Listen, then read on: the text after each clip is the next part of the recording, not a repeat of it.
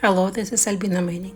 To make these earrings, we will need 12 8mm beads, 12 3¼ inch head pins, two 2-inch 21 gauge head pins, round nose pliers, chain nose pliers, and bell making pliers.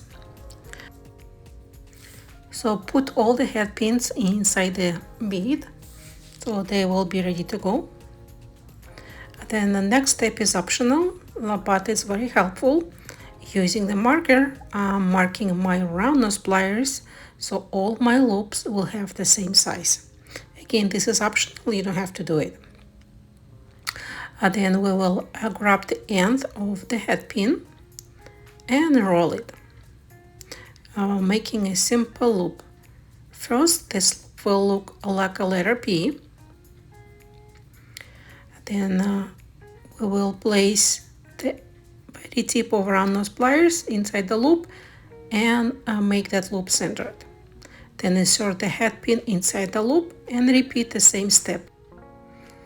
You will have to have all the 6 beads in one cluster.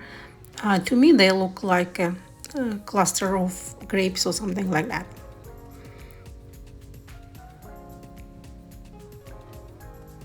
So now I'm inserting the last bead. The last head pin with a bead. Make a simple loop and set it aside. Now we will make our ear wires using the 2-inch head pin.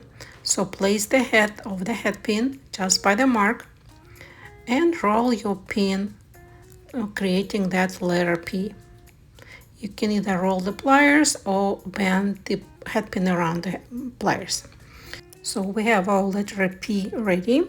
Now we will place our bell making pliers. Actually, if you don't have these pliers, you can use like a round pencil or pen. Create it so it's somewhere in the middle and create that turn. Okay. Next, we will take chain nose pliers or bend nose pliers in my case and slightly bend the end like this. So now we will open the very last loop we made on that head pin. So we open that loop, slide the ear wire on and close the loop. And this way we finish our earring.